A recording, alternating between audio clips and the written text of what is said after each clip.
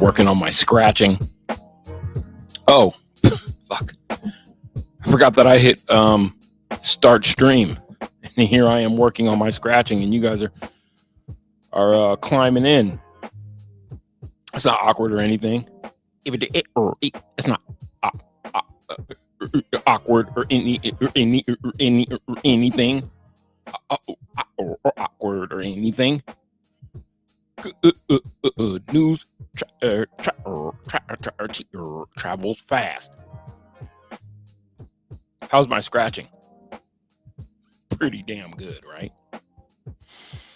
I just turned an awkward moment into something really cool, and I did it for you. As I always do, like we always do at this time. Somewhere close to 7 p.m. Mountain Standard, where I'm at, it's 9 o'clock Eastern. On the West Coast, it's 6 in the evening, and it's probably a balmy 6. Hopefully everybody in LA is doing well, and all points in between. This is called Good News Travels Fast. My name is Oren Lamena, and if I may invite you, if you'd be welcome to staying into my world where I talk about sports in only the way that I can. Stylistically, at times awkwardly, bombastically, from a fan's point of view. You're not going to get any facts here. You're going to get wild assertions and things that are meant to stir the pot. And I like it that way. I'm also really, really good at stalling while I find the elements that I'm looking for. And now that I found it, we can go ahead and start the show. And now it's time to play everybody's favorite game. Good news. Good news. We are putting that combination. Jesus Christ. We can't run.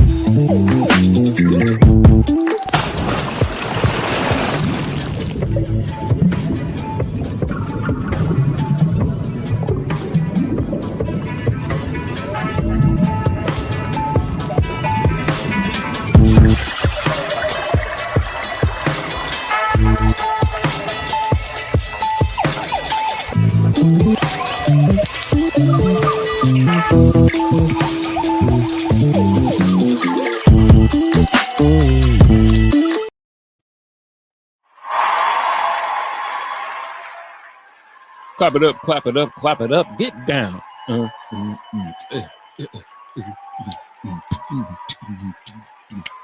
Yo, what's happening?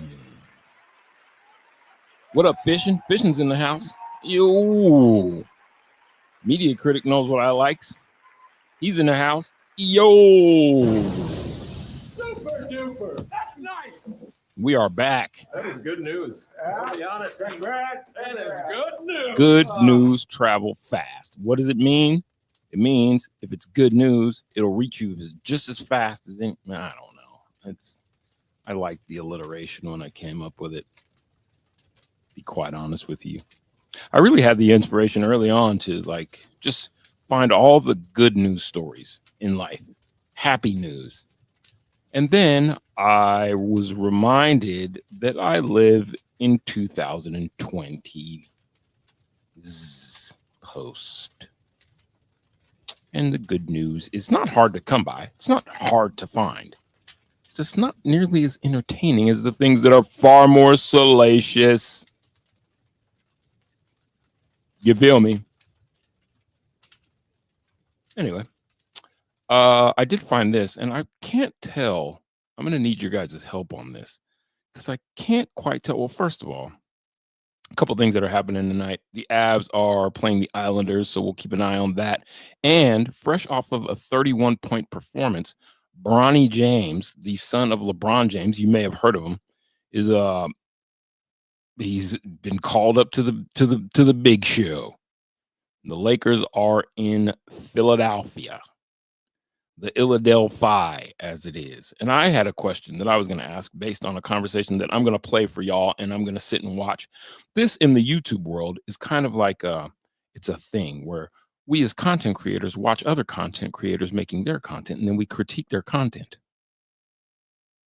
This gives me someone to argue with. You won't do it. Fission's just going to boss me around. Media Critic's only going to point out the things that I like, which are true. And then he's going to say something about KSE. And he's going to add something. Both will add things. All the usual suspects will come in and they'll add things to the conversation. But you, the lurker, that's the you I'm talking to. You won't say anything. So I have to find someone to argue with. Oh, and I found him. It's Gilbert Arenas and his crew in GIL'S Arena, which I actually like. I like this phenomenon of athletes. What do you think about it? Athletes, taking the microphones and having their own voices heard, as opposed to having the talkity talkers. We who pride ourselves in the talking and the watching the talking about what we've seen while we're watching, but maybe not so much in the having done, which we're always criticized for. You didn't play the game, you don't understand, because this is rocket science, of course. Anyway, I'm going to talk about that. I'm going to talk about it because I think I figured out just in watching this segment what the hell is wrong with modern day basketball. Not that there hasn't been much speculation and many reasons. I think I have my own, and I'll get to it. Before I do that, though, I just wanted to get you guys' opinion on something. I really need to know too. This is serious, you guys. No, you guys, this is serious. No, you guys, this is serious. I'm being serious now. No, I'm being serious. I need you guys' help discerning what exactly this is. Media Critics seems to think that I'm a breast man only, but I gotta mute that because I don't want to get pinched. You guys have to help me out. Is this who I think it is? New Call of Duty season started today. Great news. Do you think Malone's lost the team last night? Daniel Miller. I think it's getting close. I think all of you're opining for somebody's head's gonna roll. Someone's thunder will roll, and the thunder rolls. Someone's thunder probably needs to. New Call of Duty season started tonight. Great news. Great success. Great news and success. Well, I don't play Call of Duty. COD, as I'm told it's called. I commit things to memory. I don't play COD unless it's cash on demand. Give me the isms and put the cash in my hand. But for those that do play the first-person shooters, I wish you nothing but the best. I wish you all the killings. Do all the killings. Lakers are down 80-67, and they decided to play Bronny. Oh wait, let me get to what I wanted to ask you guys. Is this what I think it is? Hold on. What do you guys make of this? What the hell is going on here? Oh wait. Look at that shark. Real? Is this real? AI. Being serious, you guys. Is this real or is this AI? Is it real? Things human behind. Is that a real shark? Is this real or is this inquiring minds? Inquiring minds want to know: is this real or is it artificial intelligence? Similar to this. Is this real, you guys? Is that really Halle Berry? Good Lord. Is that really Halle Berry? The caption said that's Halle Berry. I don't think that's Halle Berry. Is that real? Is that really Halle Berry? Can someone help me out? Good Lord. No way, Conga says. Fake? So that's a fake Halle Berry? Probably not Halle Berry. Probably not a real shark, or probably not a real Halle Berry. Good Lord. Yeah. Like, what's happening? Is Halle hard up for work? Or the caption said it's Halle Berry. And why would they say that on the internet if it's not true? Why would they say that? Why would they say, see, look, Halle Berry? Why would Forever Trill say that on the internet if it's not Halle Berry? Why would he say that on the internet if it's not true? She's like 50 in the paint. Is that real? Both are fake. Conga's in house. Every day in my hood, I bang. I'm a nice worker. No way that's Halle. No way Halle's that thick. I don't know, cause jeez Louise. Okay, in other news, let's get to some. Come on, this is footage of Shiloh Sanders at the shrine. I don't know if it's going well. Of Deion's sons, this is going to be the hardest one for him to. I think Shiloh might have to figure out something. Come on, Pat. I think he might have to figure out something else because he's getting abused. He's getting abused in practice, man. Move your feet. Just doesn't look like it's going well for Shiloh. Lots of balls getting caught on him. Kind of a step behind in most instances. It reminds me of his time at CU. I like Shiloh fine as like a character. Where were you going on that? I don't know, dude. Drive. Couldn't hold the ball. I don't know if his pops is going to be able to pull enough strings. Is Shiloh Sanders, here's a question. Is Shiloh Sanders a 6th or 7th rounder? Is Shiloh Sanders a 6th, or he looks terrible? Halle Berry teeing off in Swordfish was a lot better. You don't think that was really her, huh? She is so damn sexy. She's so damn sexy. Crushing dreams, exactly. Oh, wait, we're not talking about Halle Berry anymore. We're talking about Shiloh Sanders. Is Shiloh Sanders a 6th or 7th round draft pick? Good question. Back to Halle Berry, real quick. That's got to be Halle Berry for real. I don't want people to destroy my dreams. Maybe it's not, though, because I think that the feet and the arms are saying that might not even be a black woman. Doesn't that kind of look like a white woman's arm? Man, damn AI. Shiloh Sanders should have AI do his combine. Do you think Shiloh could have AI do his combine tryout? He's gonna need it. He's gonna need artificial intelligence to do his combine, because this looks bad. I mean, I'm not now. It seems like I'm a clown. You didn't play the game, Oren.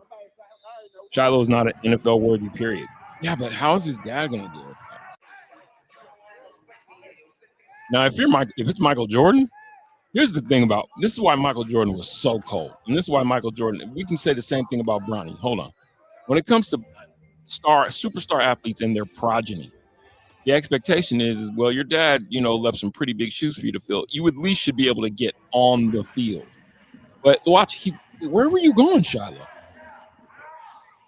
But he just, and I felt like his time at CU looked similar to everything that we're watching now. He was, going to come up with a big hit every now and again. 9 times out of 10, even on those hits, it was kind of questionable. Like, you're borderlining on that, targeting type. He's just really aggressive. And I don't know, man. I just don't see it. I don't see an NFL ball player there.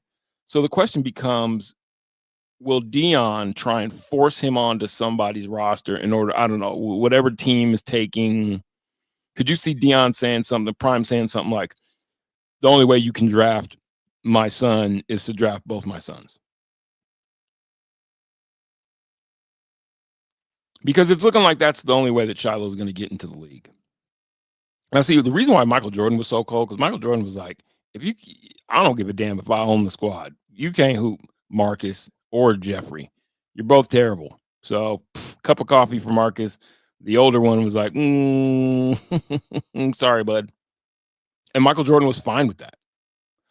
Look at in retrospect, look at watch Bronny. 40 to go, opening quarter. Look at Bronny. This is Bronny up point. This is Bronny running the point. This is fresh off a 31-point performance where everybody went crazy. They're like, Bronny James scored 31 points in the G League. And then he comes in. Oh, God. That was a bad entry pass to AD. And the Lakers are getting their doors blown. They would soon relinquish the lead after this, and now they're down 89. So let's watch this again. Bronny James running the point. Oh, that's just... And LeBron is just... I mean, I don't think that there's any question right now, because if this is JJ Redick's doing, JJ Redick does not want that job, or he thinks that that job is solely attached to how much he caters to a kid who at all junctures just is not the guy. And the answer to that question is yes. The answer to that question is yes. You can see it in their... Hold on. Thank you, Conga. We're going to get to a Jimmy Butler conversation. But let's do Michael, Jordan, Jimmy Butler, side by side. Now, I've read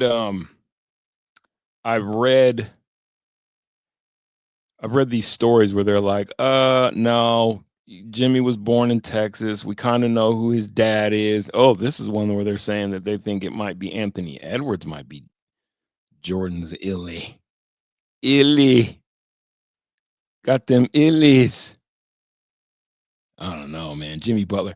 I read the stories and they're like, no, Jimmy Butler was born in Texas. No, they don't know who his dad was or something like that, but his mom, blah, blah, blah. But I'm pretty sure that that's Jordan's illy. His dirty little secret. What about that? Whoa. The resemblance is uncanny there. This is what happens, man. You know what I mean? Guys, 82 games, 41 of which are on the road. Guys are, virile, young, rich. There are women who, tell me you wouldn't, given you were a female. Either way, Jordan's kids, whether it's Jimmy Butler or AE5, they were worth the draft choice. Whereas Bronny, I don't know. This is funny. Look what they said. Tyrese Maxey to Bronny James.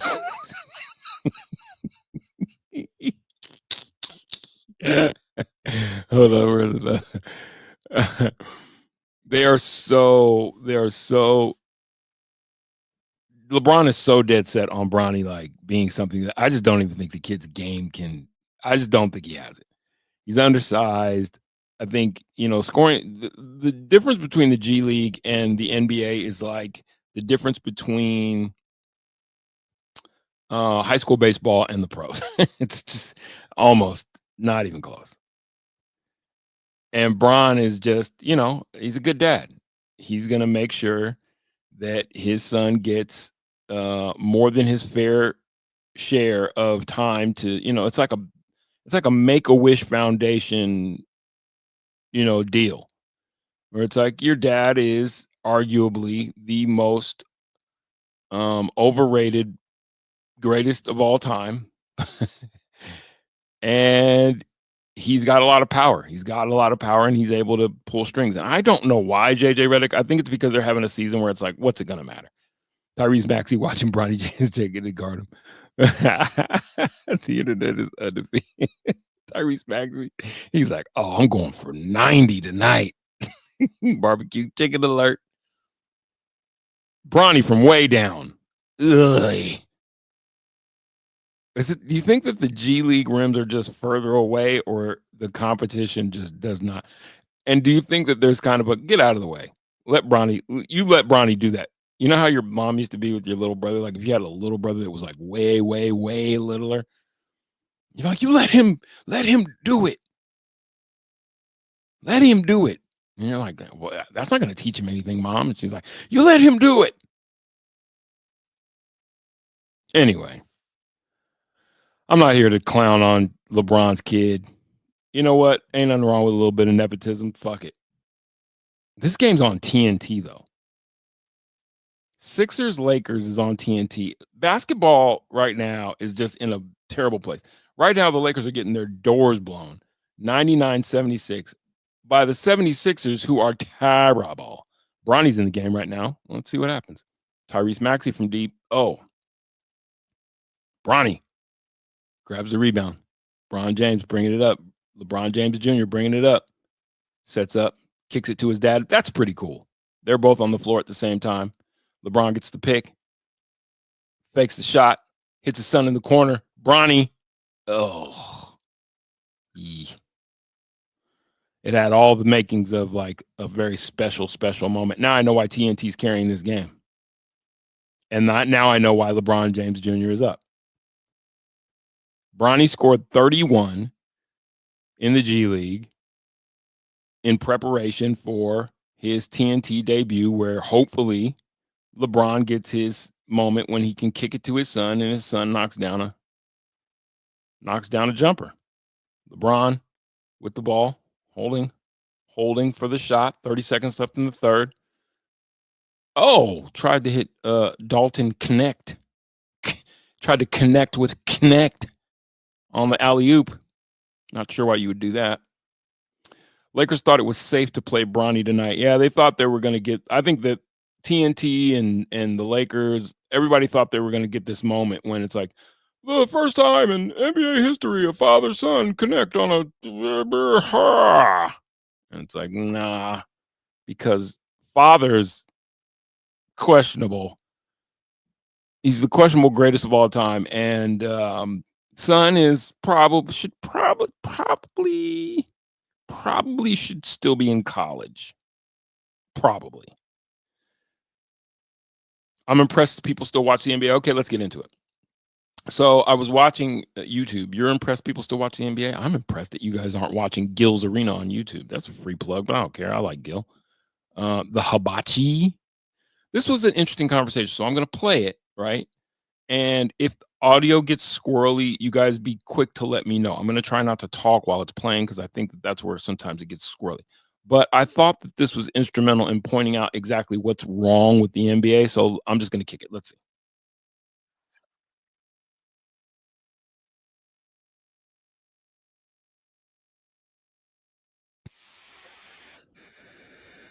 All right, hold on. Let me set the stage. What they're talking about is Jimmy Butler's suspension. They're talking about Jimmy Butler's suspension. And what I want you guys to pay attention to is Nick Young, the immortal Swaggy P. I think anyway, let me let it run.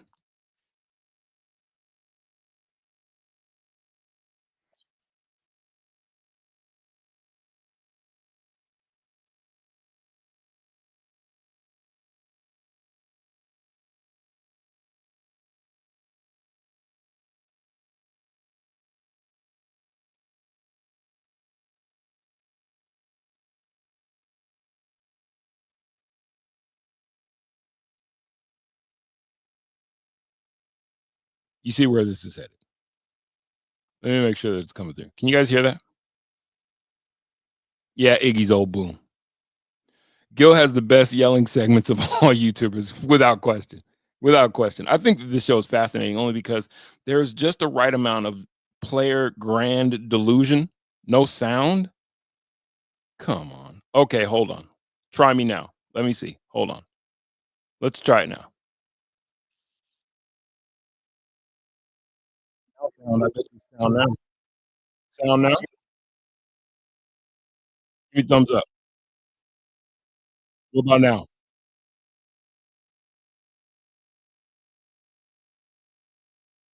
You hear now? The fan don't know what we know. So we looking at it from the outside like, hey, Jimmy, what is wrong with Jimmy? What is he doing? What about now? Why is he doing that? Why did he walk out of the practice? Why is he showing up with Just me? God damn. Why is it doing? Hold on, let me see y'all.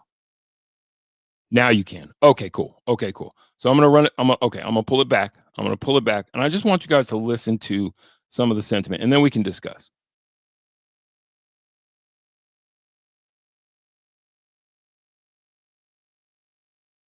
All right, hold on.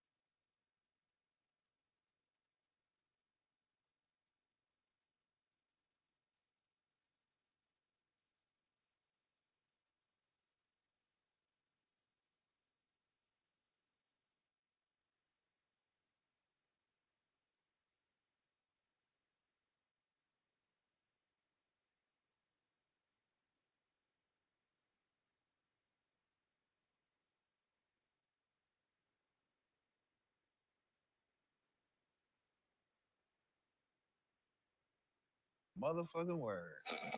We got it. Facts. Jimmy, Bernie Lee used to be my agent. Oh. And Bernie ain't gonna tell you to shut the fuck up. Jimmy, shut the fuck up. Bernie, you ain't gonna tell him. Jimmy, shut the fuck up. Dancing with Bernie. He's not We saying did that, that, bro. bro. If I'm used to flying a separate plane and now you want to Here it fine me comes. for it, that's weak though. I'm But- finding but- you because it ain't but everybody else. But on the I've team been not doing this it. forever. But they though. know you're doing it now. That's why they fucking with you. But they- know you're doing it. And we not having We don't like each other. We right don't now. like each other. You don't get that So I'm not privilege letting you no get more. away with none of this Yeah. shit. No So, more. but how can you find me if you knew I was doing this on a regular? But now that I'm not in there, mother, I'm not. It's not a your privilege. favorite. That I'm was a not privilege, Nick. That was Yeah, a I privilege. liked you.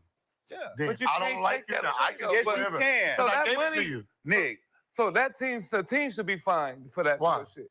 Okay, I'm gonna let it go some more, but you see where this is headed. Nick Young represents the mindset, I think, of most NBA players, most of the current players.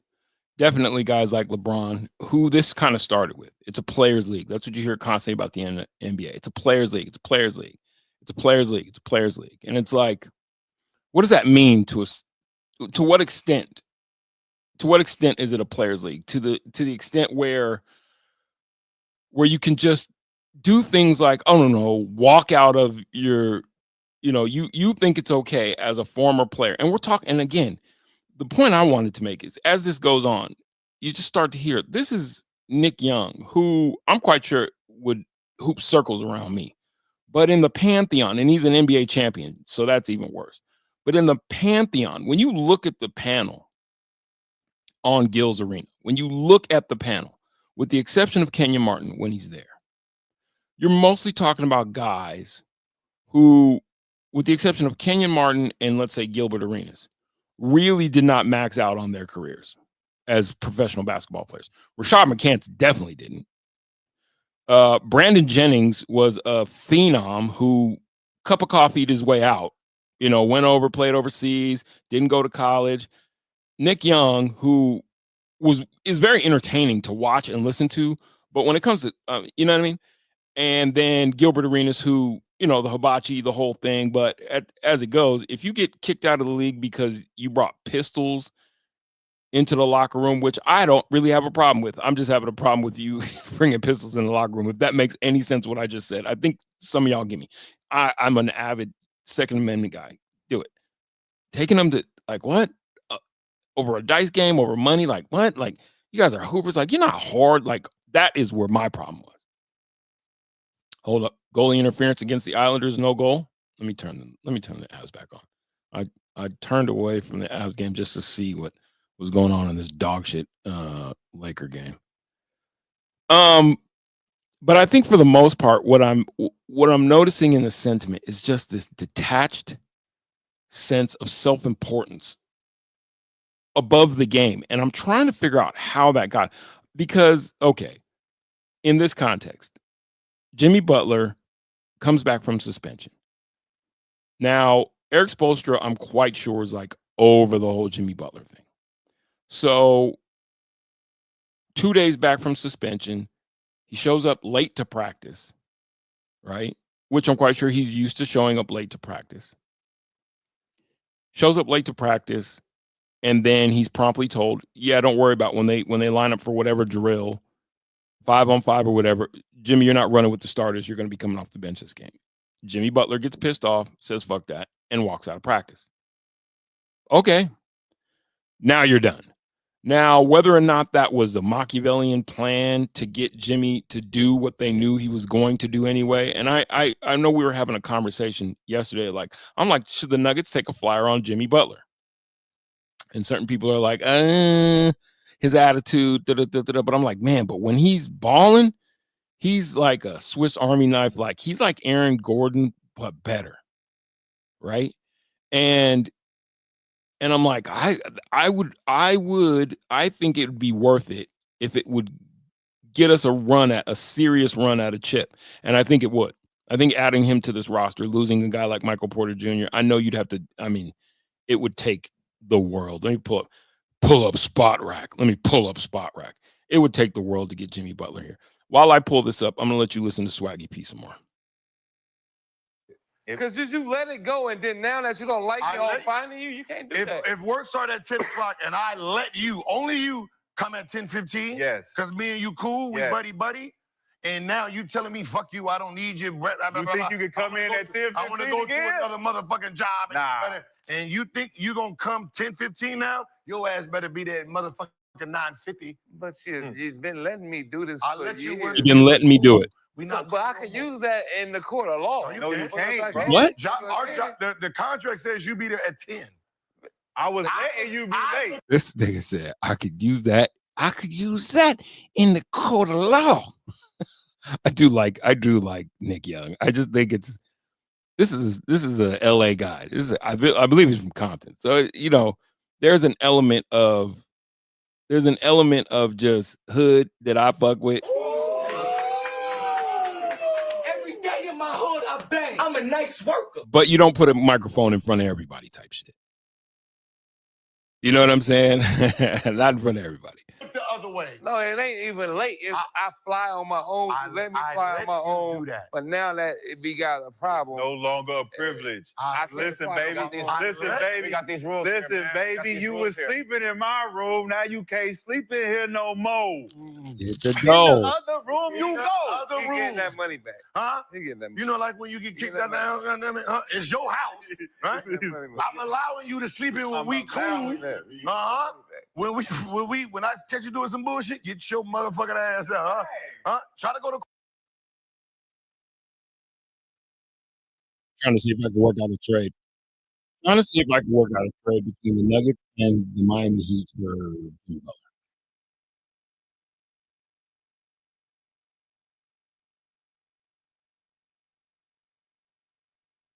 Hold on.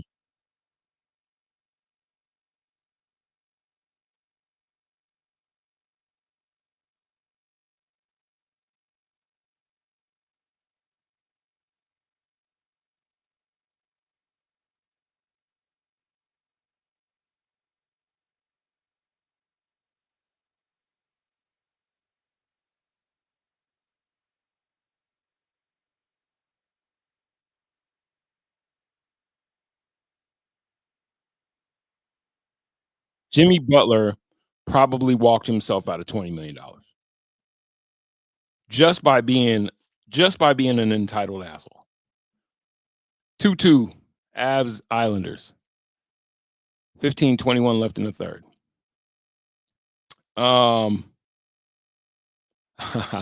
Great. I wonder if Nick is friends with D'Angelo Russell. Not anymore. They're not.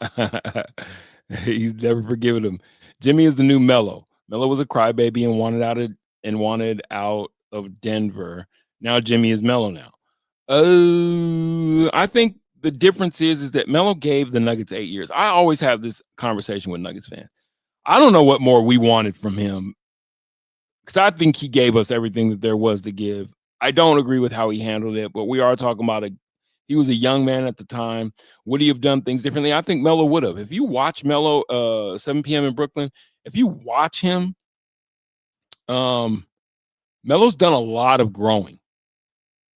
But the one thing I would say is that Melo never not gave us everything that he had. He gave Nuggets fans and that organization everything that could have been asked of him. Everything.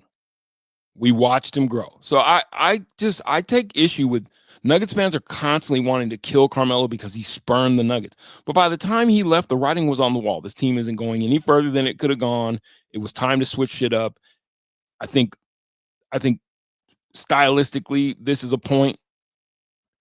George Karl was more of the team issue than Melo, without question. I think Melo. I think anybody who played for the losingest postseason coach in NBA history knew, like, well, he ain't gonna get us there. I just feel like y'all like to kill Melo, and I just don't like it. I don't like it only because I think Melo grew a lot as a man, and I just think that what didn't he give the Nuggets? That's my point. It's like 8 years is long enough to see where it was headed, and I don't know. I don't like that narrative. I really don't. I think it started with LeBron, high school. I'm gonna hoop, man. Well, I mean, he wasn't the first though, right? It was Moses Malone, if I'm not mistaken, was the first guy to go straight from high school into the pros. And then you got KG and all them, but I think I know what you're talking about. It was that he came in with this, just handed it to him. The mantle was, why'd they take the goal off? Why did they disallow the goal for the Avs? Why was that 2-2 goal taken off? I didn't get to see it. Somebody hit me. So it's like, and this lends itself to the point. With LeBron, it was nothing ventured, nothing gained. Your cover of Sports Illustrated. Multi-million-dollar deal before he even hit the pros when it came to the shoe contract. Constantly being told, despite Kobe's presence, mind you, constantly being told he's the next Jordan. And the next thing you know, it's just snowballs. It snowballs in his head. It snowballs with the media, the narrative that this guy's the greatest. This guy's the greatest. It just snowballed. And then everything that he did, it was almost used in hindsight to support what had already been decided, which is this is the next Jordan, despite, once again, Kobe's presence, which I thought was supremely disrespectful. But I'm just listening to Nick Young, and if you listen to that clip even further, he starts to say things along the lines of like, yeah, but you guys let me start after I had fucked off before. Why wouldn't you can't just take that back now? And it's like, no, yeah, they can. And I think, let me get to the point. I think that what's wrong with NBA basketball isn't so much, well, it's definitely a style of play thing, but I think it starts between the ears with these guys. I think the talent is there, but I just think the motivations and the motivations are definitely different. Winning a championship doesn't matter. It's really about, I'm the man. Basketball players have always been like that, mind you, but there was always this drive to be the best amongst the best, and that means winning a chip, and that meant dedicating yourself to a process, and that meant dedicating yourself to a process with it. I think that free agency on a certain level in the NBA killed the game. I'm wondering if you could fix NBA basketball by disallowing or making free agency just such a harder process. Somebody help me work through that. How could you make free agency? I'm talking about guys being able to leave. Maybe everybody, like you lose the unrestricted free agent clause. Everybody's a restricted free agent. I just think the teams, you'll never hear this sentiment from me, the libertarian, but me, the basketball fan, definitely believes that the inmates run the asylum in the NBA, and it needs, if this sport is to remain top of, and I'm talking about this, the NBA's got about a decade max before it's where the NHL is in terms of market share and care and interest. The basketball is so bad. They know the regular season doesn't count and they play like it. So I don't know if you shorten the regular season, maybe you could do that. They know the regular season doesn't count and they play like it. Then they know they have all the hand. Jimmy Butler is still under contract and was like, I want a new contract. And they're like, that's not how that works. And he's like, oh yeah, well now I'll just fuck off. And they're like, okay, well, fuck off. What about Murray for Fox? I could see why we would do it. I'm not quite sure why you would do that if you're Sacramento. I don't think that it's even commensurate. The difference between De'Aaron Fox and, well, maybe, you know what? Maybe there is a lot more comp than I would want to give it, because I am a little bit down on Jamal. And De'Aaron Fox really did just cross into his, I think, his career arc where he's thought of now as a more, not a finished product, but once he started working on that jumper, once he kind of got that under control and it wasn't just speed, his career, hit a different trajectory. So I think it was commensurate. I don't know why Sacto would do that. I'll look at it. Let's go on Spot Rack real quick. Let's finish this thing out on Spot Rack. While I look at this, I'm gonna let Swaggy P dig a hole further. Dig a hole.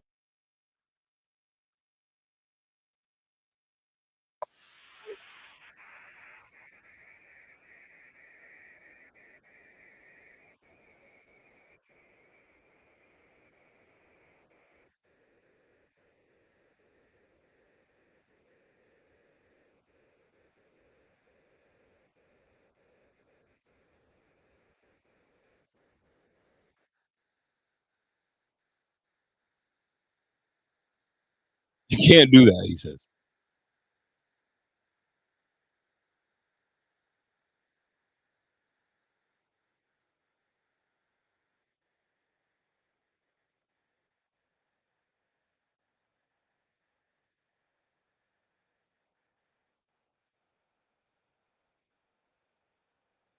Damn it.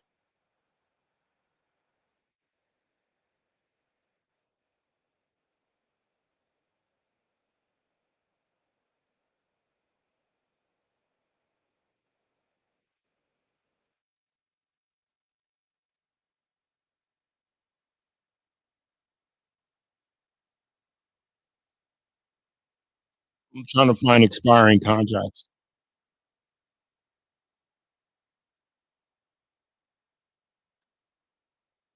All right. All right. Well, here's the thing. Jimmy's contract in return, we don't lose enough. The Nuggets have this stupid hard cap. God. God damn. That, I mean, you could only trade Jimmy Butler for you could only trade Jimmy Butler for Joker, because you'd have to lose more than what he's worth. The Nuggets are only allowed, you exceeded the allowable incoming by $3 million, so 42, 45. God, allow it. The Nuggets can only have 45 million coming back. We're stuck with it, boys. We're stuck with it. There's this trade restriction on Jamal Murray, so at least during the season we can't trade Jamal Murray. So I'm not even going to look up the De'Aaron. It won't even let me do the De'Aaron Fox trade. This sucks, man. This really blows. The position that the Nuggets are in really blows. Anyway, basketball is in a bad way because I think that the players are loathed to carry the torch for their predecessors of this being a great sport. This is now this is now an opportunity for young, entitled, mostly black men to make a ton of money, and that's about it. If we get a good product, if the fans get a good product, it's only incidental. Doesn't that suck? Until you re-incentivize professionalism, and I don't know how you do that if you can't take away the guaranteed contract. Until you re-incentivize professionalism on the NBA level, the NBA is cooked. I'm sitting here listening to Nick Young. Will you guys get a chance? Go watch it. It's the most recent. I think it's the most recent. Yeah. The most recent GIL'S Arena. They get into this conversation, and it's fascinating to hear. You know what I mean? Because you hear the entitlement, and which I know that's par for the course. Saying basketball player and entitled, or NBA ball player and entitled, is like saying sky blue, water wet. But can you add Malone to the trade? No, you can't. At least not on Spot Rack. I just feel like the Nuggets problems and the NBA's event horizon with irrelevance are kind of like they run concurrent, they run parallel. How are you going to get this is a two-part question. How are you going to get Jamal Murray's trade value to match his contract? How are you going to get Michael Porter Jr.'s trade value to match his contract?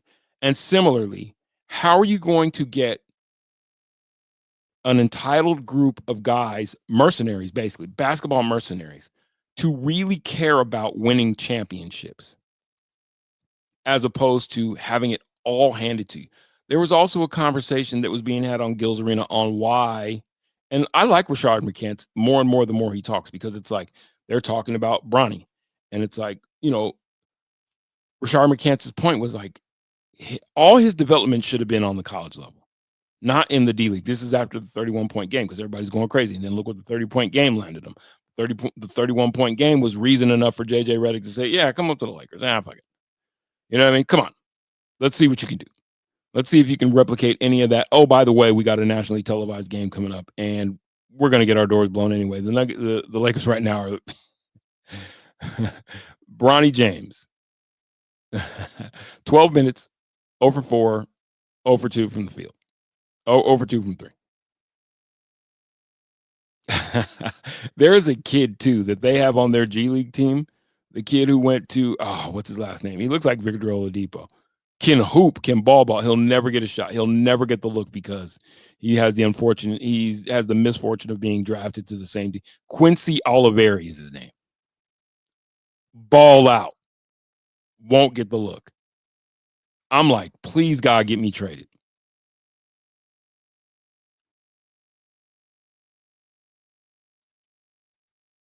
It's a players league because only 5 guys play at a time. Yeah, but it's a players league more because it's just been structured the worst. Shout out to the NBA Players Association, who has really negotiated the owners and really the sport into a corner. All the hand lies in the power of the players, except in a situation like this where teams have to goad you into doing what your prima donna ass is going to do. If you're Jimmy Butler, who I still would love to see in a Nuggets uniform, I'm not gonna lie. Conduct detrimental to the team is the type of offense where we can make your suspension indefinite. And then once you're suspended, you don't get game checks. Once you don't get game checks, now you realize what's important. And that's the only hand that a team has. And it sucks because, you know, I remember the conversation along the lines of, if this was when KG broke the $100 million fucking, when he got $250,000 from Minnesota. And I'm like, God damn, that's a lot of money to play basketball. And somebody said it to me. If Minnesota can pay, if the Minnesota Timberwolves, mind you, could pay KG $250,000, what does that tell you about how much they're making? And it's like, okay, that makes sense. You know what I mean? So again, equity always lies in the camp of the product, because with no, who's going to hoop? Stan Kroenke. You want to watch Stan Kroenke shoot jumpers? No. Right. So I get that part. I get it. But there has to be a way to re-incentivize these guys to actually respect the game and the opportunity that they have to play it. And it's just not there. Swaggy P's sentiment, you can't do that. He can do whatever he wants. You can't just suspend him. What? But you've been letting him get away with it. This is what the quintessential NBA attitude is. I've been having shit. I've been the man. You can't just pull the reins back and take. It's like, yeah, but our sport is dying. I don't care. Okay.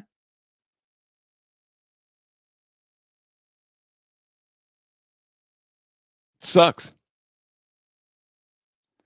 The only thing I hold against Melo is he partied too much in Los Angeles the night before a playoff game and blew a chance to beat the Lakers. Well, you could hold him responsible for that, or you could hold his coach responsible for that, for drawing up a play where my nemesis, Anthony Carter, would be the guy inbounding the what? What? You think Melo's the first guy to party before a game and ball out? I'd love to see his numbers in that game. I'm not going to look them up because I don't feel like it.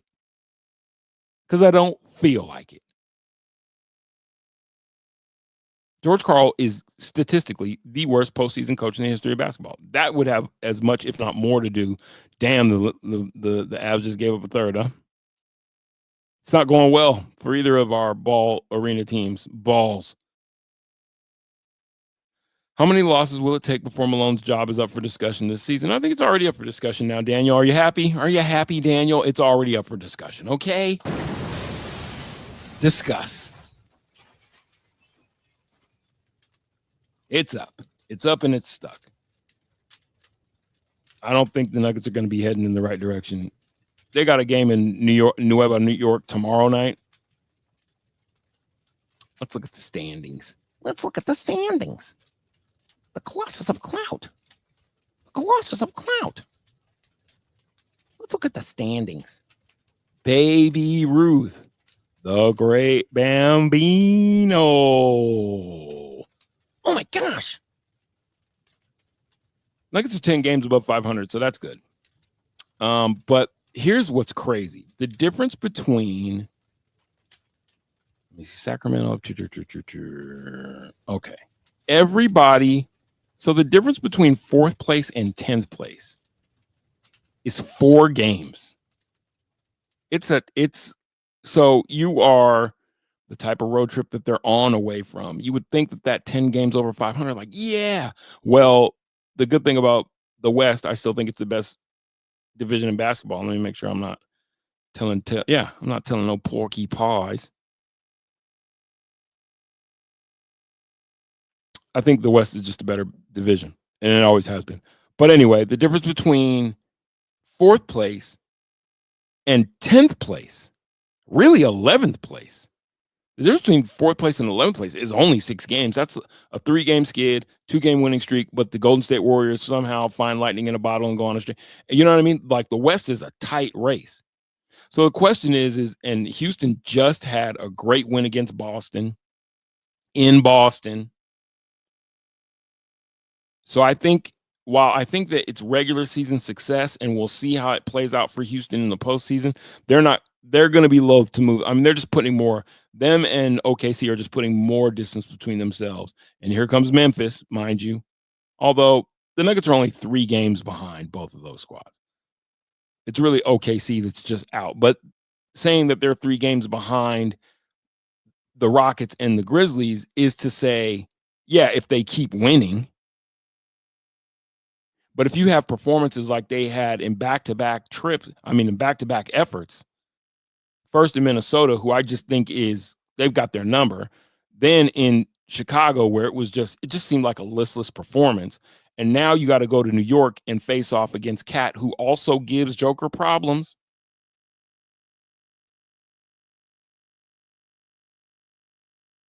And you're going to have Brunson, who is definitely going to bring his game to the table. You got to see who's going to match them. I think it's a bit of a toss-up tomorrow night in New York, but the way the Nuggets have played in these last 2 games, and the way their track record has been against teams that are above 500.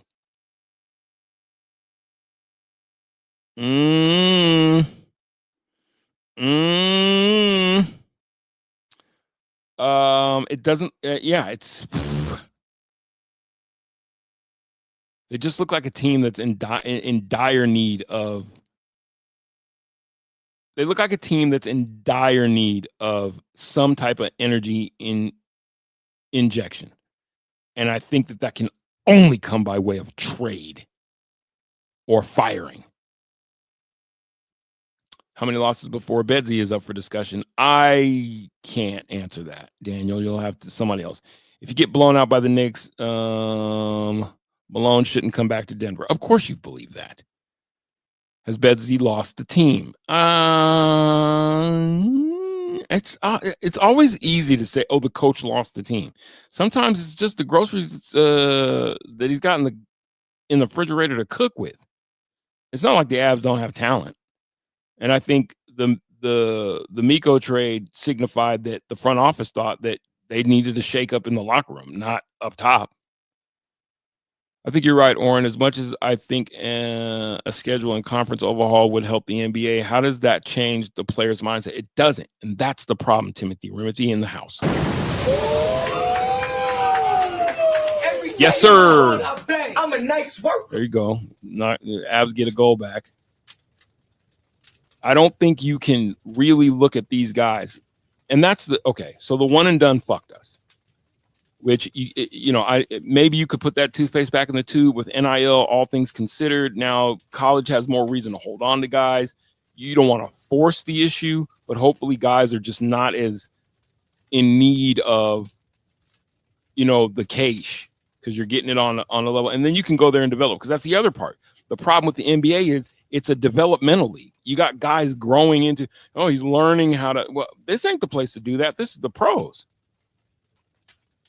In my day, the NBA of my day, back in my day, the NBA was a place where rookies sat on the bench and vets had it on lock.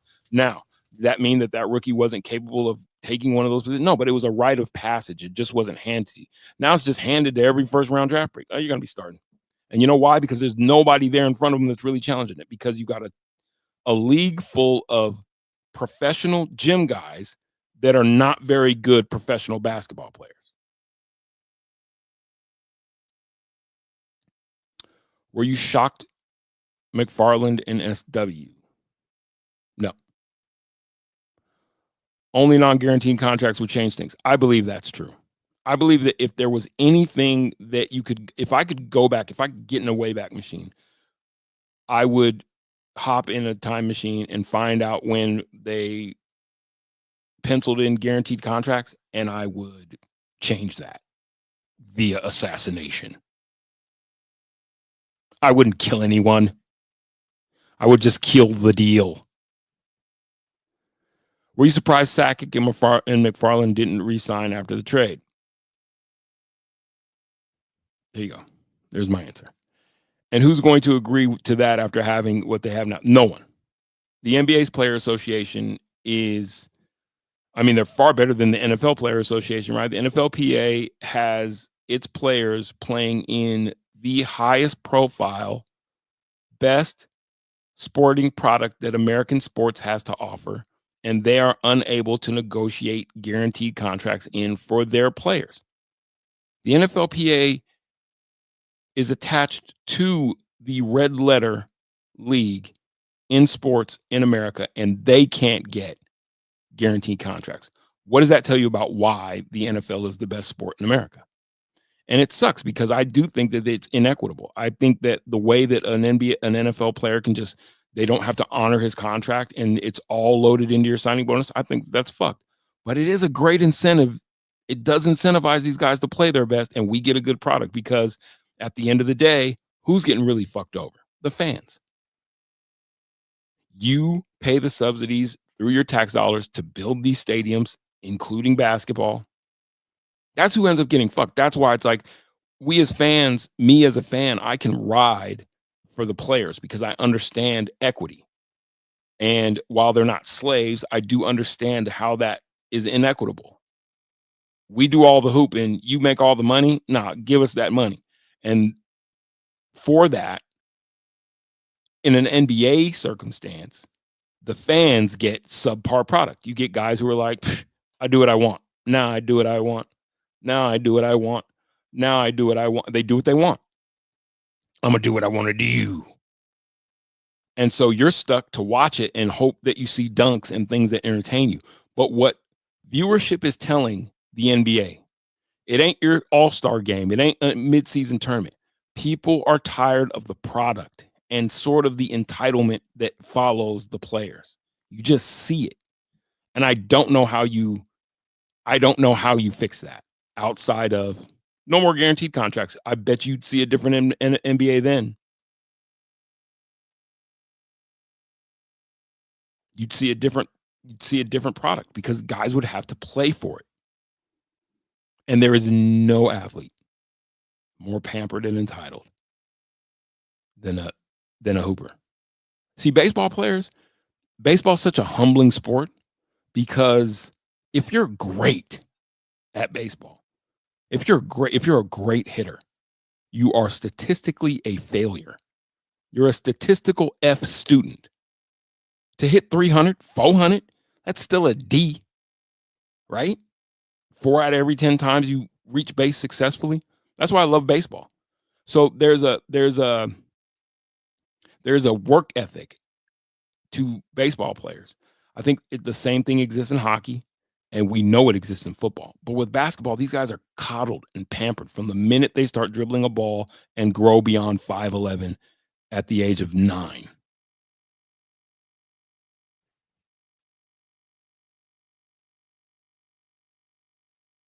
And then it just starts, and they're just told you're the best. Then you get on AAU teams, and then you're given shoes all the time. You never have to pay for another sneaker. And while I do think that it's a great path for young, disadvantaged economically young men to change their lives and the lives of their family, and sometimes the lives of their community, because him doing well makes all of us feel good about ourselves, and then somebody else gets it. But come on, statistically, of all the basketball players playing basketball, 0.0001% are going to make it to the NBA. And for the guys that are good, whether that's propped up by the system, the AAU, high school, I don't like I'm from San Diego. Mikey Williams. The story of Mikey Williams is fascinating because you're talking about a kid from San Ysidro, it might as well be TJ. It might as well be Tijuana. And his story, follow it, read it, and you'll see what I'm talking. His story is the story. And then you let that basketball, it's always been built into basketball, by the way, or at least since, let's say, $1 million contracts in the NBA. Now you let that combined with social media, oh, shit. He created a monster. A monster. And there ain't no putting the toothpaste back in the tube. And then you just give up another goal? Come on. I think the Avs have more than they have a Bednarik problem. They got a goaltending problem. Get somebody between the pipes who's not a sieve. Is that a good goal? That's just a bad goal. He just gave up a bad goal. That's a deflection. The deflection. Oh, it's really sucking, man. They just got within a goal, and then you give up a goal within like a minute. It was about a minute, right? 4 out of 10 is still an F. Yeah, exactly. Well, no, isn't that a D? No, yeah, you're right. No, 4 out of 10. Yeah, it's an F. I'm thinking 60% would be a D. Baseball is starting to walk deep into a problem. What the Dodgers isn't good for the Dodgers aren't good for the sport. Yeah, being able to spend your way to, just buy it up, Shohei Ohtani. But that's always been a baseball thing. I think for people who like baseball like myself, you just kind of I don't think baseball will ever be America's pastime ever again. And I think if you like baseball, it's because you like the sport. And then I still do think that for the most part, in most years, besides the Stanley Cup playoffs, Major League postseason baseball, Major League playoffs, and the World Series is probably the best postseason. Besides, like, I would rank it.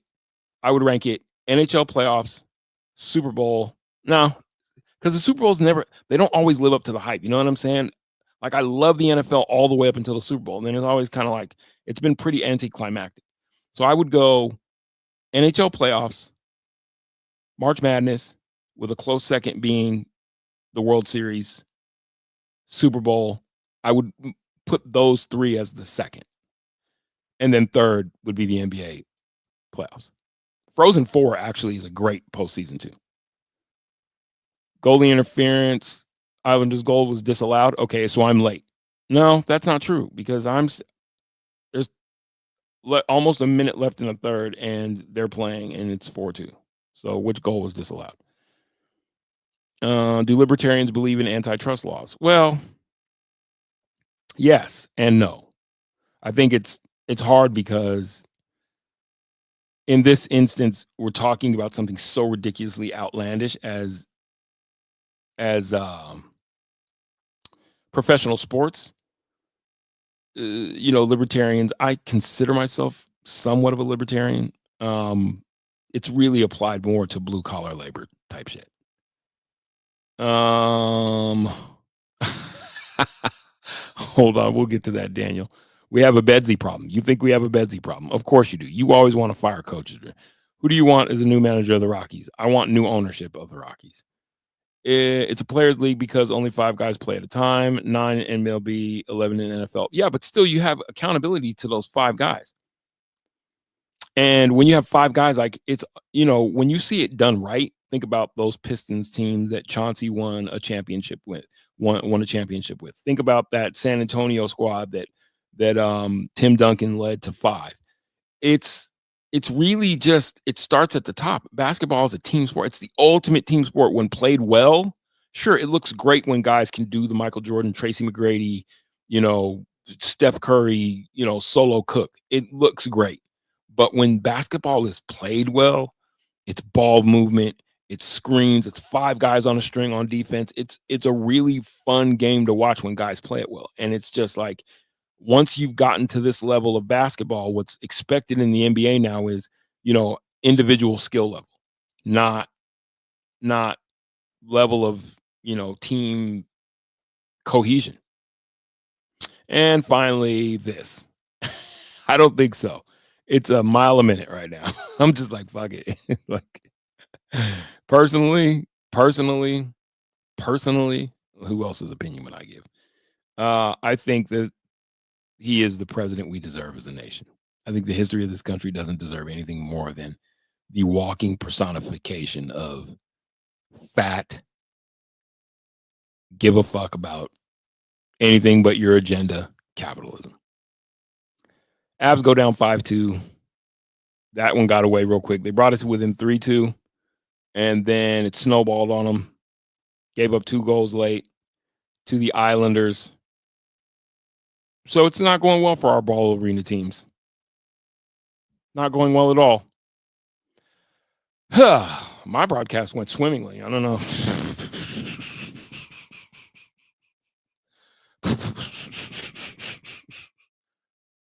Now you get no complaints out of me here.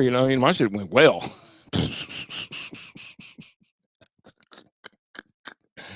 I mean, you ain't gonna get no complaints out of me or my listening audience.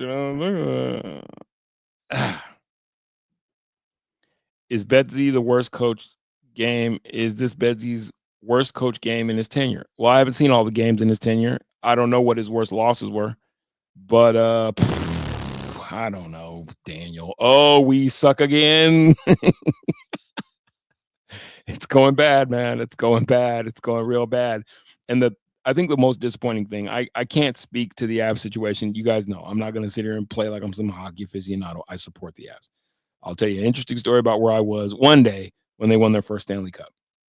And I was like, that's never going to happen again. I'm going to be out there turning over cars like everybody else and lighting shit on fire. Not sitting here in Denver County Jail. Oh, I think I just told you the story. Anyway, I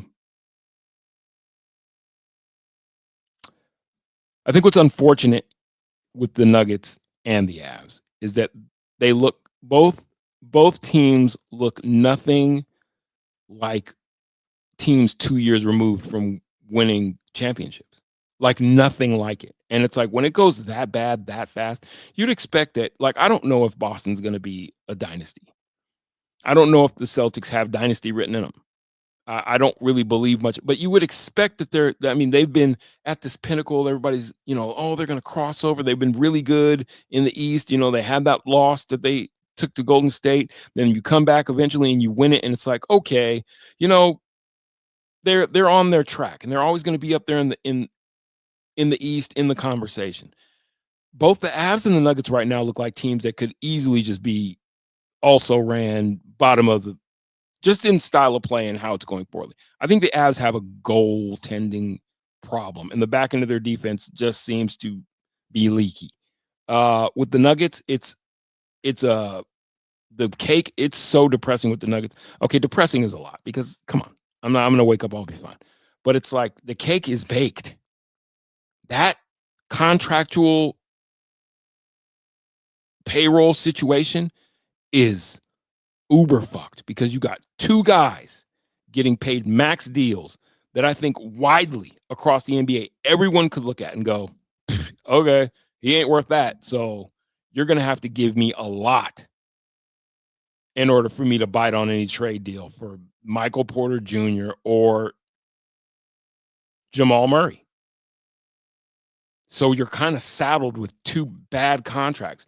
One with a guy who I think Michael Porter Jr. could elevate his game. There's still room for elevation of his game. But I ask you, honestly, Nuggets fan, do you think Jamal Murray has another gear in him? When I say another gear, I'm not talking about, they could go back to running that boring ass 2-man between him and Joker and just freezing everybody else out of the offense. Funny how watching Russell Westbrook and Joker run the 2-man still seems to involve everyone else in the offense. Whereas with Jamal, it's really just three other guys frozen out of the offense, unless the dunker spot, every once in a while is forgotten about and can run baseline. It's like, that's your offense? You think that's going to win a championship? I don't think, despite what my good friend Fishin says, his other gear is for when he gets traded and wants to stick it to Malone. I think he likes Malone. I don't think that when I say another gear, you've seen Jamal at his best. You've seen him at his best, right?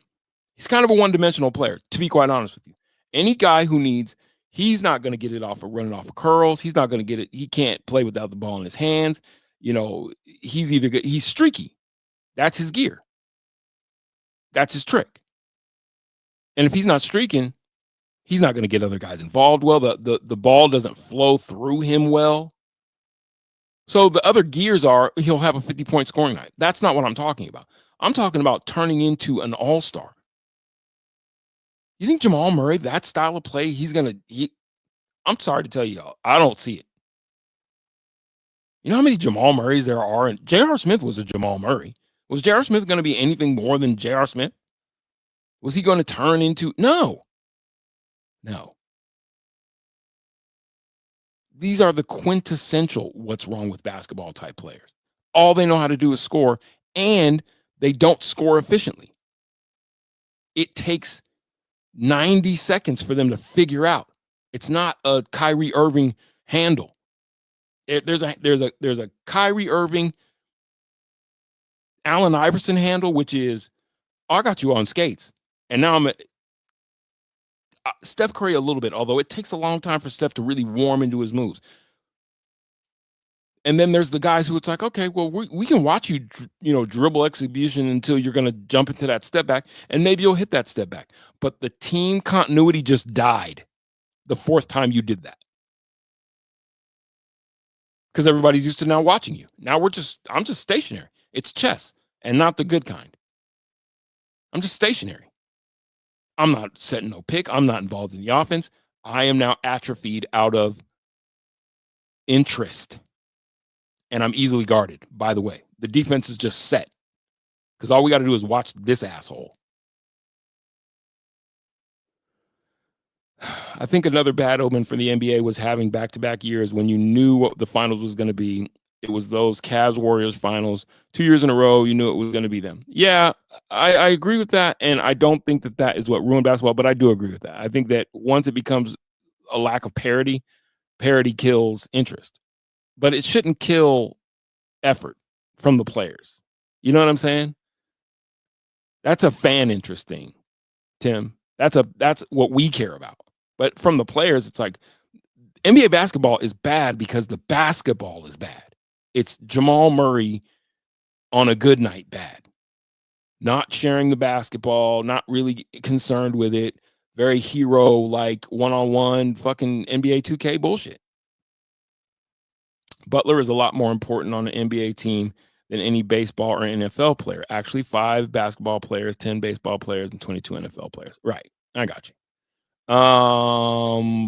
I see what you're saying, but okay. It's not. There's not an argument to be had there. I bet Daniel loved The Apprentice. You're fired. He has another gear for when he gets traded to. Okay, stick it to Malone. Murray at his best is 7 good games out of 10. What we have now is regular Murray, good for 3 out of 10 games. Okay, fair. I think Murray at his best is, I don't even want to count it in games. I think Murray at his best is detrimental to offensive continuity. I think Murray at his best, he would make a great 6th man. I think Jamal Murray would win 6th man of the year if his ego could get out of the way. Because in that position, as long it's not like, oh, I need a fast start. I need a fast start. It's like, no, you just need to dribble your way into, whether he starts or whether he doesn't, he needs to dribble his way into a rhythm. He would be a great 6th man. You're not asked to do anything else but go lead the 6th unit and score. But I guarantee you his ego would not, he would walk out similar to Jimmy Butler. I think the one thing that Mike Malone could do if he wanted to save this season, because then the Nuggets could become a really good defensive team, I think. Take Aaron Gordon, put him back in the starting lineup because I think Aaron Gordon doesn't like coming off the bench. These guys are so, anyway, I'm just, that is me speculating on what I see in Aaron Gordon's body language. Take Aaron Gordon, stick him back in the starting 5. Your starting 5 is Christian Brown, Aaron Gordon, Russell Westbrook, Michael Porter Jr., and Joker, with Jamal Murray coming off the bench. Because now you definitely have, like a night like last night, when you got 10 points out of your bench, and that's because, let's be honest, Aaron Gordon can score, but but when he came out of college, when he was down in Orlando, yes, when he was the guy. But in general, I would much rather see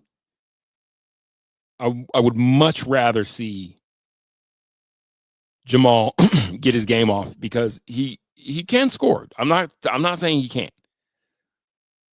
You couldn't last month without getting on Jamal, J.R. Smith. Well, I'm not on Jamal. I'm just calling it as I see it. J.R. Smith, come on. What was J.R. Smith? A streak scorer. What is Jamal Murray? A streak scorer. J.R. Smith, a bonehead on defense.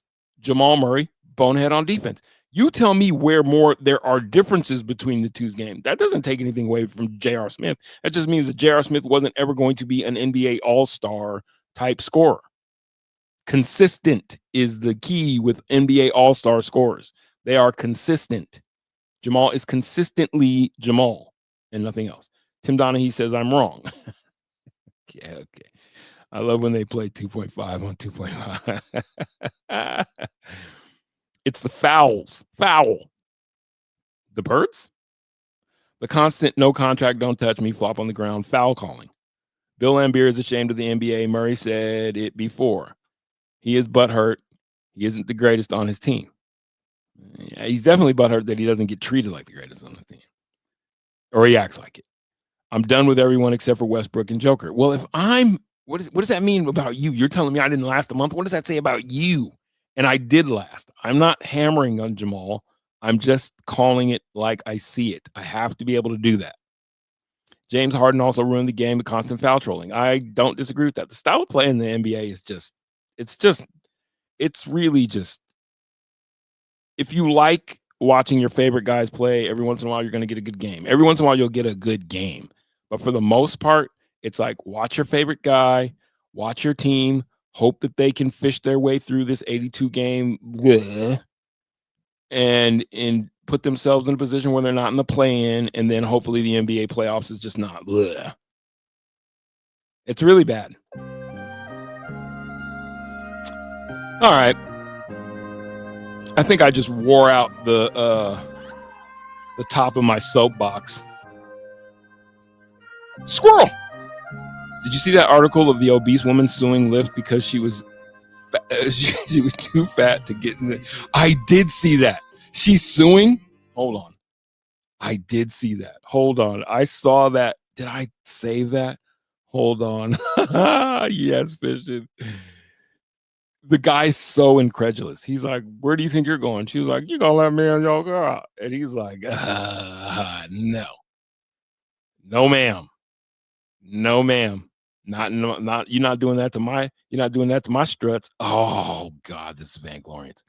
Okay, we gotta watch this. Hold on. Squirrel for sure. Hold on. Oh my God, the jokes write themselves, man. The jokes write themselves. They write themselves. Come on, give me some sound. What the hell are we doing here? Lyft? Come on. Fruitcake? What's going on here? Audio. Where's my audio? She's a big gal. She's the big one. She's the big ones. It was the big ones. That was the big ones. Where's my audio? What is happening? Hold on. I'm going to get this. God damn it. You're not going to take this away from me. You're not taking this away from me. God diggity dog. God diggity dog. God damn it. I don't have to worry tonight about In the Paint with Dantana. She's a rapper? No, she's not. Don't tell me that. She's not a rapper. You're just making that up. You're just saying things now. Timothy Remedy. Is she a rapper for real? No, be honest. Keep it a buck. Keep it a thou wow. Why is my audio not audioing? Why is the audio the two not audioing? I hate you. Anyway, that's the chick. She's a big one. The big one. It was the big one. We are disheartened to look at this driver's unacceptable behavior. Please DM us at your earliest convenience for additional support. We'd like to address this as soon as possible. That's from Lyft to the lady. Let's see if we can find the interaction. Oh man, look at boy. It's like she's got two other hers in her pants. Is that Caitlyn Jenner? Lyft driver refused this woman a ride because his vehicle was too small.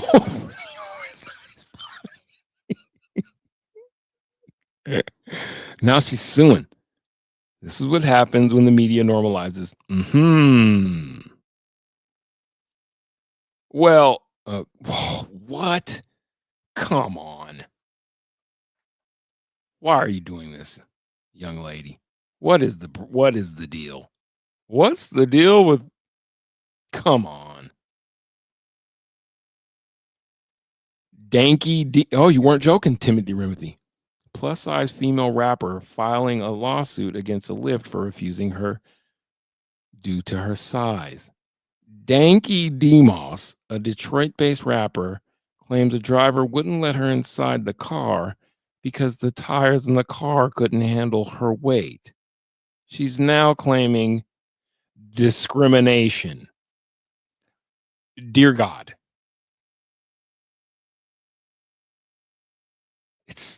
It's almost hypnotic. How does that happen? Could you imagine the amount of cheese? Cheese! The smell? Cheese! Oh, she is a rap. Look, there she is. There she is. She's rapping. That's like Big Rod. Is that Big Rod? There's another rapper he has to rap with an oxygen tank. I think he too is from Detroit. Developing. Detroit rapper Dank Demons. The woman that is suing a Lyft driver for claiming she could not fit into the vehicles is the same talented rapper that went viral on my page last year for this video. What's she talking about? I'll break.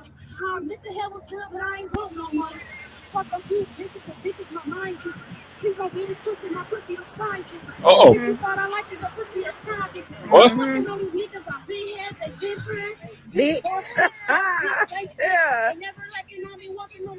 Yeah.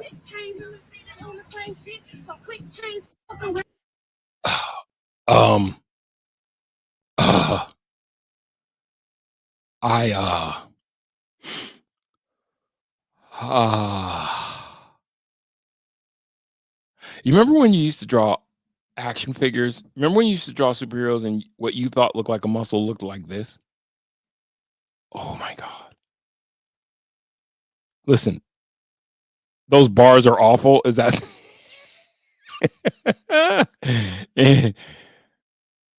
And said, those bars are awful. Young lady, stop. It's your rapping. Wish the Nuggets could have gotten Donovan Mitchell. You and me both, Dante. She was over 400 pounds. The bitch needs Where do women get the pants with front butts? Well, that's an interesting question that you ask. See, what you have to do is you got to get the pants like maternity pants. Obviously you have children, so you know what maternity pants are. You got to get the pants that are forgiving in not so much here, but here, right?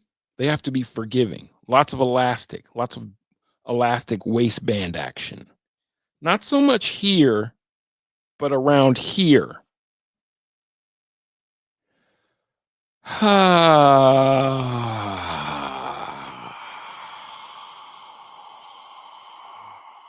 Yeah, wow.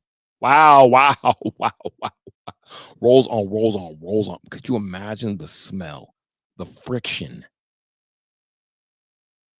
Like to have her packed in the back of your Lyft.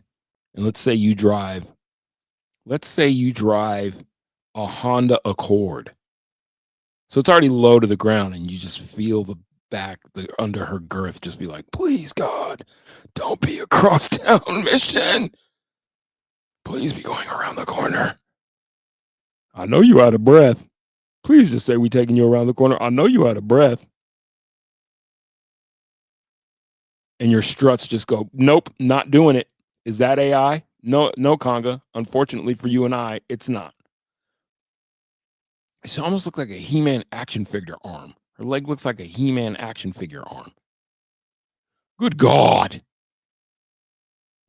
No, absolutely not, Dante. Will not be on. Yeah. This is what's happening in the world we live in.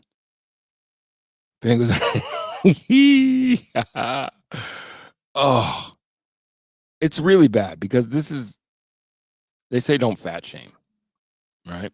Is she rapping or no? She's rapping. That's why ain't nobody order it. It's actually mayo. I'm not missing the jokes. I'm back. I was on the other side. I gotta be careful, man. One leg looks like 400 pounds. All right.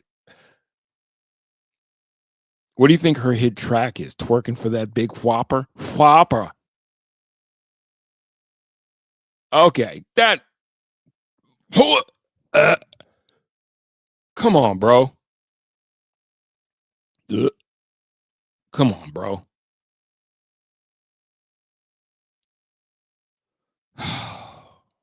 This is what's happening in the world we live in.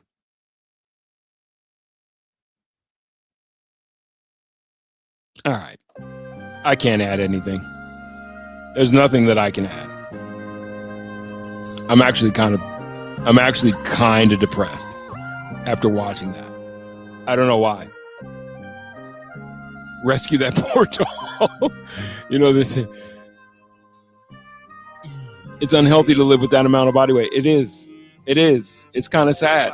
It's just kind of like, hold on. It's just kind of like you're trapped in this place, right? You're trapped in this space where what you really want to do is is you want to take a person like that. This happened with Snoop Dogg and the Big Rod Kid. Snoop was like, "Is my man up there on stage with an oxygen tank?" And then everybody's like, and then, which is a great question. It's like you're performing at a show on a couch wearing an oxygen tank. You guys have seen this, right? Watch this. Rapper, couch, oxygen tank. I can't play any of his music because I don't want to get copyright stricken. But oh, it's Dave Blunt's. His name is Dave Blunt's. Let's read some of this. I got time. Fuck it. I also heard something that makes me really upset at somebody. I can't talk about it here. Rapper Dave Blunt's. Here's the Hindustan Times picked it up. Morbidly obese rapper Dave Blunt's performs with help of oxygen tank in Chicago. Fans worried. Rapper Dave Blunt's Chicago performance went viral as he performed with an oxygen tank while seated on a couch. I guess you could call that seated. He's more like poured onto the couch. Dave Blunt hit out at Snoop Dogg in the middle of his performance after he told him to put down the chicken wings. The popular rapper Dave Blunt's recent performance in Chicago has gone viral after morbidly obese singer was seen performing with an oxygen tank while sitting on a couch at Juice WRLD Day at the United Center. Go ahead and look at Dave Blunt's in all his vainglory. There he is. Dave Blunt's. This is what's happening in the world that we're living. This is America. And quite honestly, these are my people in this regard. Everybody's being held hostage by this moment. Everybody's being held hostage by this moment where we have to celebrate the obese. Not celebrate them. Okay, maybe not celebrate them, but we definitely are dissuaded from calling a spade and being like, that ain't healthy, bro. That's not helping you. And it's all in the interest of, well, you can't say that. I'm gonna pull this up because I wanted to show my guy. Because Timothy's always asking me the question about this picture. You can't say that. That's mean. You can't say that. But it's like, that is not only unhealthy, but it's not a good example that you want to be setting for people. And whether it's Dave Blunt's or Fatty Ozempic, whatever her name is, she's the kind of woman that will tell you that fat is beautiful while taking Ozempic, right?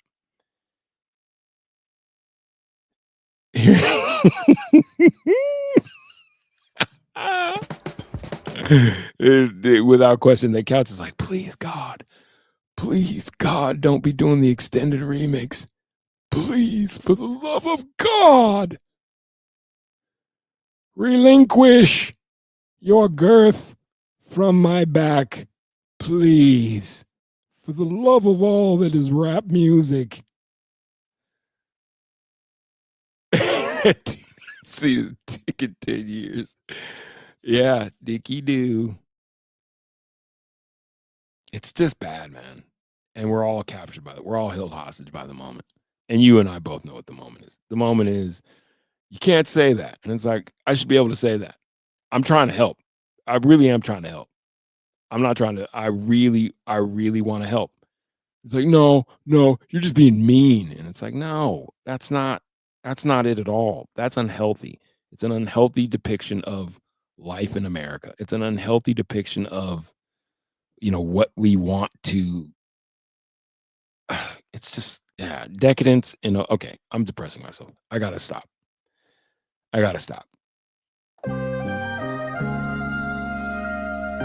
It's the one conversation. My mom was a nutritionist. God rest her soul. And she would sit in our living room. I remember it fondly. Because our neighbors across the street were a family of overweights. 2 parents, 2 kids, boy and a girl. Everybody. Big. The big ones. And she would just sit in her chair reading the Sunday paper and just watching them carry bags and bags of groceries in. And she'd be like, She just shake her head. What are they doing to those children? Yes, sir, mama. Yeah.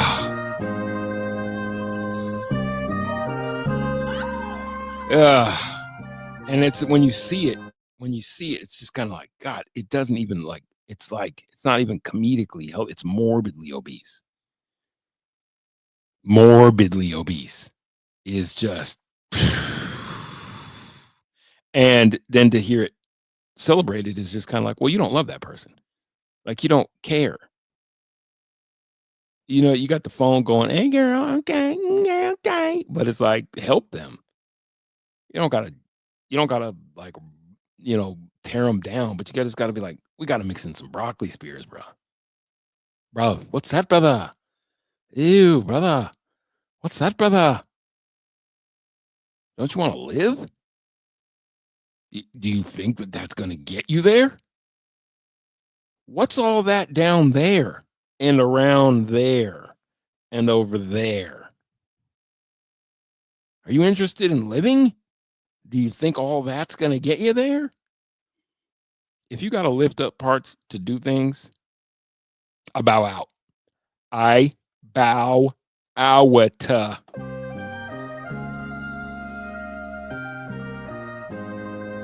Biggest Loser episode with those three would be absolutely hilarious to watch while eating donuts. Lift the club. Yeah.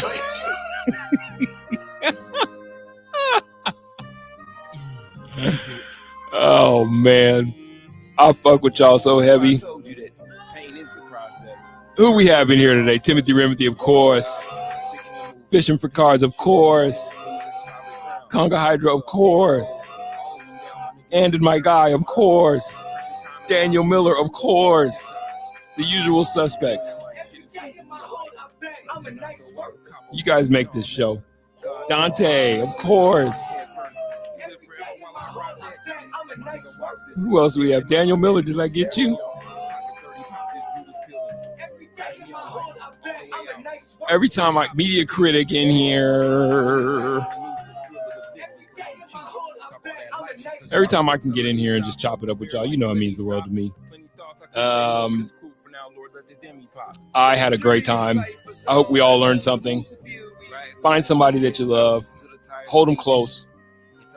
You never know when the next time will be the last. Just tell them you love them, right? I know you are fishing. You guys really do. You hold me down and you make this shit fun. So I appreciate that. Until next time. The next time would be tomorrow. Bye-bye now. And now it's time to play everybody's favorite game.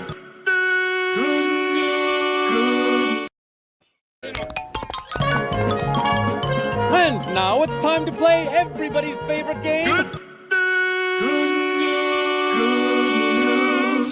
Good news. We are putting that combination. Jesus Christ. We can't run.